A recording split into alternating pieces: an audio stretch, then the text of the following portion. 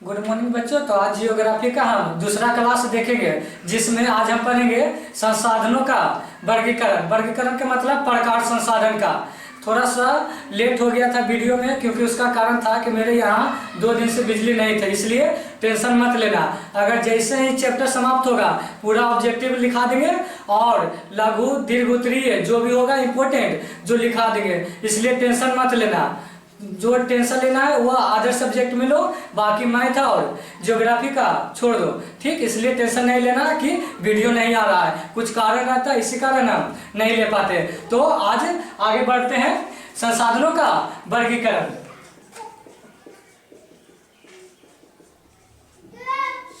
संसाधनों का वर्गीकरण इसका एक और नाम क्या कह सकते हैं? प्रकार, यानी संसाधन कितने प्रकार के होते हैं, इसका और कहते हैं कितने भागों में बांटा गया है, कितने भागों में बांटा गया। उसके बाद कह सकते हैं जैसे भेद, जैसे व्याकरण में बोलते हैं कि संज्ञा के कितने भेद होते हैं, उसी प्रकार संसाधन के कितने भेद होते हैं, संसाधन कितने प्रकार के होते हैं, चाहे संसाधन को कितने भागों में बांटा गया है, चाहे संसाधन का वर्गीकरण कैसे हुआ, सब एक ही शब्द है, कंफ्यूजन नहीं होना है। तो इसलिए आज इसको पढ़ेंगे संसाधन का वर्गीकरण। उससे पहले 2 चीज जानना जरूरी है। एक है खनिज, अभी लिखना नहीं है। एक खनिज होता है और दूसरा होता है एक अयस्क, ठीक। तो ये दोनों समझे कि क्या होता है दोनों। सबसे पहले खनिज समझो। पृथ्वी के भूपट्टी में, भूपट्टी का मतलब भी समझो, कितना के नहीं मालूम है। भूपट्टी मतलब मान लिया जाए या पृथ्वी है, इसके जमीन के अंदर यही होता है भूपट्टी, ऊपरी सतह। उसी के अंदर जब हम खुदाई करते हैं किसी चीज का तो कुछ निकलता है ना, लकड़ी हो गया, चाहे सोना चांदी कुछ भी निकलता है। तो फुल्ली रूप से सोना चांदी नहीं होता, उसको साफ कर चाहे अगर मटेरियल मिलाकर सोना का रूप दिया जाता है, चाहे चांदी का रूप दिया जाता है। इसी कारण जो इसके अंदर से जो चीज निकलता है, जो उपयोगी होता है, वह कुछ होता है खनिज होता है। जैसे इस तो तुमसे पूछ देगा कि खनिज किसे कहते हैं, तो सिंपल भाषा में बोलेंगे पृथ्वी के भूपट्टी में पाए जाने वाले प्राकृतिक रूप से तत्वों या यौगिक को खनिज कहते हैं। जो तत्व यौगिक किसको कहते हैं? जो अंदर से निकलता है वही चीज तत्व या यौगिक। तो इसका सबसे पहले परिभाषा लिख लेते हैं। जैसे में NaCl बताओ क्या होता है? Sodium chloride. दूसरा होता है CaCO3, कैल्शियम कार्बोनेट। ये सब क्या है? ये सब खनिज है जो जमीन के अंदर से निकलता है। कोई दिक्कत नहीं। तो इसका सबसे पहले लिख लेते हैं परिभाषा कि खनिज किसे कहते हैं, ठीक। उसके बाद लिखेंगे, चलो तो लिखो, तुम सब आंसर में लिख लेना। खनिज किसे कहते हैं? खनिज किसे कहते हैं? इसका आंसर लिखो, पृथ्वी की भूपट्टी में प्राकृतिक रूप से पाए जाने वाले भौतिक तत्वों या यौगिकों को खनिज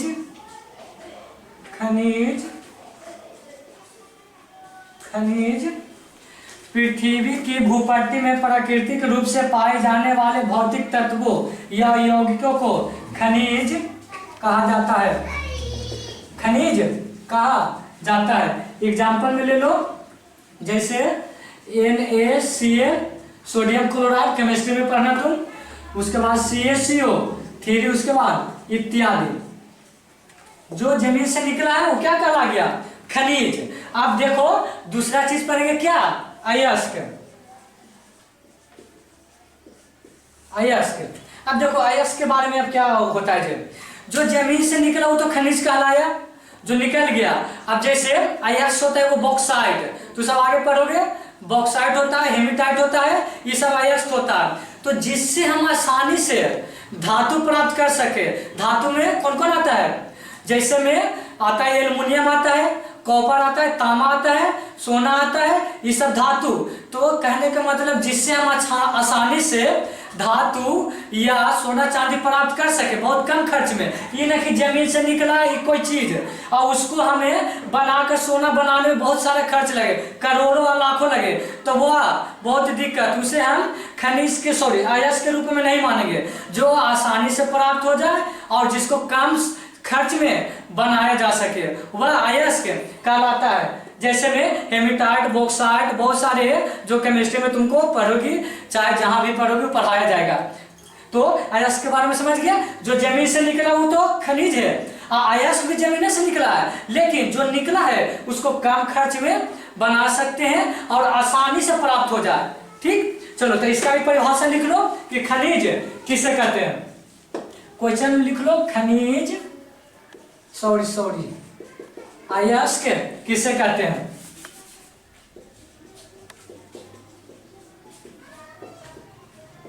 इसको मिटा देते हैं।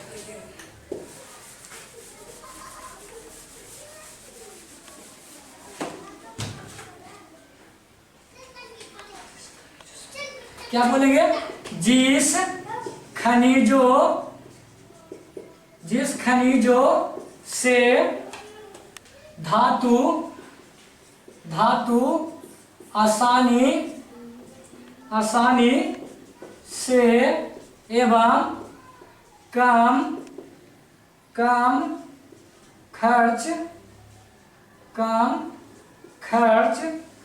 में प्राप्त कर सके वह अयस्क कहलाता है। कोई दिक्कत, वही जो खनिज निकला और वही से जो धातु निकलेगा वही धातु के नहीं, धातु निकलेगा उसे नहीं, जो धातु निकालना चाहे। धातु तुमको अच्छी तरह से समझ लें केमिस्ट्री वाला क्लास से या सर से। उसके बाद जैसे क्या बोलेंगे, जैसे मैं बॉक्साइट ले लो, बॉक्साइट किसका अयस्क है, आता है क्वेश्चन में बॉक्साइट। उसके बाद हेमेटाइट, ये सबसे धातु निकलता है, धातु दिया नहीं बोल रहे, धातु निकालना चाहिए और इत्यादि कर दो। तो खनिज और अयस्क समझ में आ गया होगा। अब आगे आते हैं हम संसाधनों का वर्गीकरण। कोई दिक्कत,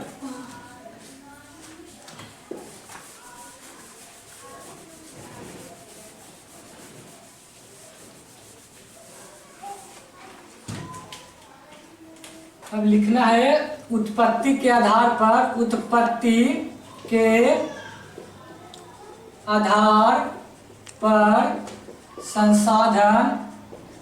संसाधन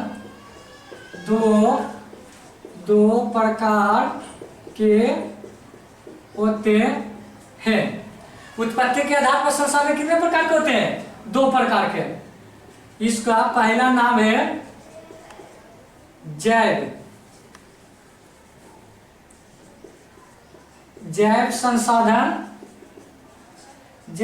संसाधन। तुम्हारा एनसीईआरटी बुक में जैव संसाधन दिया हुआ है, वही भारतीय भवन इसको पढ़ोगे तो इसको जैविक संसाधन दिया हुआ है, जैविक संसाधन। कोई दिक्कत।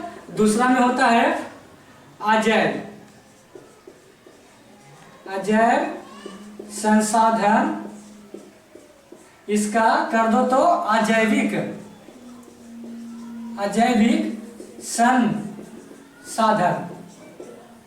तो देखो इसको उत्पत्ति के आधार पर अगर पूछ देगा एग्जाम में, उत्पत्ति के आधार पर संसाधन को कितने भागों में बांटा गया, तो दो भागों में बांटा गया। जैव संसाधन उसी का नाम है जैविक संसाधन, चाहे अजैव संसाधन उसी का नाम है अजैविक संसाधन। अब देखो आगे कि जैव संसाधन किसे कहते हैं और अजैव संसाधन किसे कहते हैं।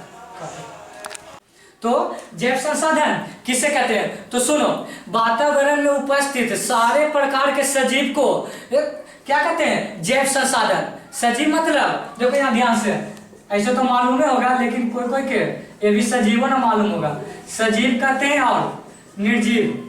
सजीव मतलब कौन? जिसमें जान हो, अपने जैसा प्राणी को जन्म दे, जिसमें वृद्धि हो। इसका कहने का मतलब मानव सजीव है, जानवर सजीव है, मछली उछली भी सजीव है, पेड़ पौधे भी सजीव के ही अंतर्गत आते हैं क्योंकि उसमें वृद्धि होती है और अपने फल देते हैं। निर्जीव के अंतर्गत कौन आएगा? जिसमें जान नहीं हो, जैसे कुर्सी, टेबल, ट्रेन, कुछ भी बोलो, निर्जीव आ गया। समझ में आ गया?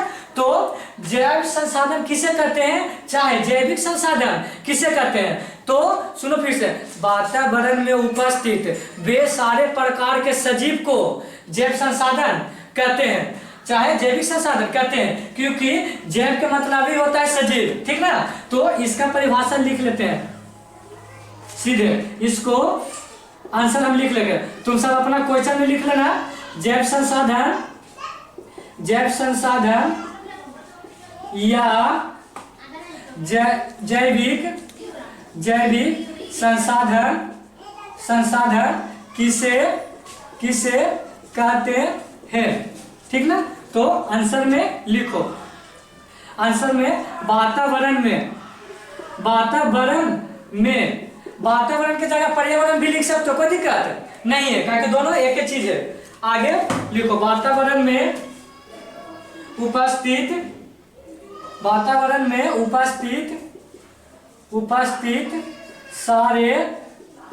सारे प्रकार, सारे की जगह सभी लिख दो, ज्यादा बेटर है। वातावरण में उपस्थित सभी प्रकार के सजीव को क्या कहते हैं? सजीव को जैव संसाधन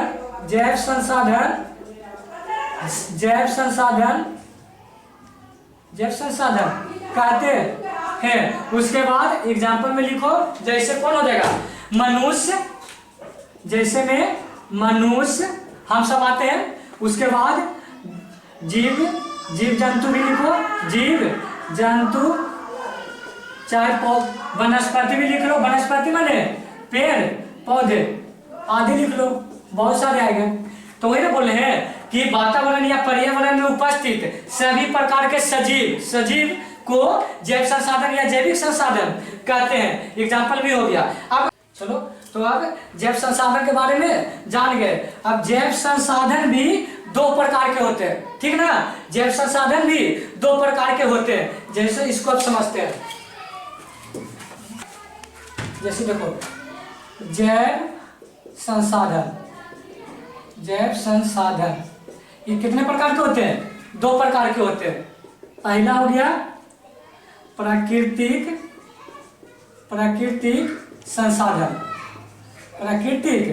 संसाधन। उसके बाद हो जाएगा दूसरा हो जाएगा तुम्हारा वन्य जीव संसाधन। कोई दिक्कत? पहले तो जैव संसाधन किसे कहते हैं? वातावरण में सभी उपस्थित सजीव को जैव संसाधन कहते हैं। अब जैव संसाधन भी दो प्रकार के होते हैं। ठीक ना? तो एक हो गया प्राकृतिक संसाधन और एक हो गया वन्य जीव संसाधन। तो बताओ, जैव संसाधन में एग्जाम्पल में कौन कौन था? मनुष्य था, वनस्पति था, जीव जंतु था। कोई दिक्कत? तो बताओ, मनुष्य प्राकृतिक संसाधन में आएगा कि वन्य जीव में आएगा? वन्य जीव में आएगा मनुष्य वन्य जीव में। लेकिन वनस्पति कौन में आ जाएगा? प्राकृतिक संसाधन में। समझ में आ गया? तो जैव संसाधन भी दो भागों में बांटा गया, एक प्राकृतिक संसाधन और वन्य जीव संसाधन। कोई दिक्कत? प्राकृतिक संसाधन में क्या हुआ? जो प्रकृति से जो संसाधन मिलते हैं वो प्राकृतिक संसाधन। और वन्य जीव संसाधन कौन होते हैं? जो मानव के द्वारा, जो उस पृथ्वी पर निर्माण होते हैं उसके द्वारा। कोई दिक्कत? उतना मतलब नहीं। जैव संसाधन किसे कहते हैं ये सिर्फ याद रखो। अगला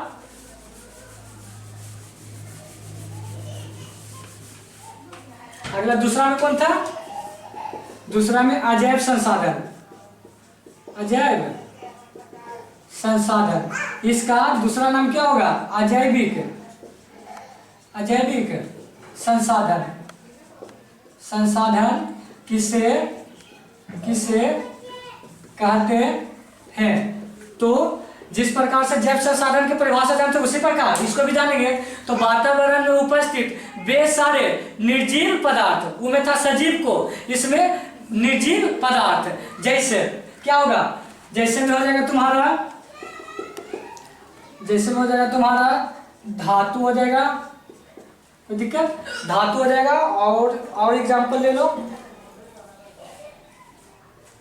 धातु, चट्टान, चट्टान, कुछ भी और कुछ ले लो इत्यादि, बहुत चीज है निर्जीव में। कोई दिक्कत? तो क्या बोलेंगे इसका आंसर में कि पर्यावरण में उपस्थित या वातावरण में उपस्थित वे सारे निर्जीव पदार्थ को अजैव संसाधन कहते हैं। समझा गया ना? तो इसका परिभाषा लिख लो, वातावरण में उपस्थित, वातावरण में उपस्थित वे, वातावरण में उपस्थित सभी प्रकार के निर्जीव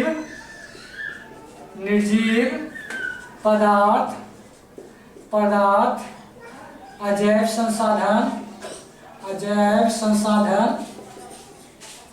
संसाधन कहलाता है। कोई दिक्कत नहीं, ध्यान से देखना। तो इतना तक समझ में आ गया होगा। फिर से एक बार रिपीट कर रहे हैं कि उत्पत्ति के आधार पर संसाधन दो प्रकार के, एगो जैव संसाधन, इसी का दूसरा नाम क्या हो गया? जैविक संसाधन। इसका भी दो भेद होता है, एक प्राकृतिक संसाधन, एक वन्यजीव संसाधन हो गया। कोई दिक्कत? अब दूसरा आ जाओ, अजैव संसाधन। तो अजैव संसाधन में ये होता है धातु, चट्टान, जो भी। समझ में आ गया होगा? अब देखो इसका और आगे भागों में भी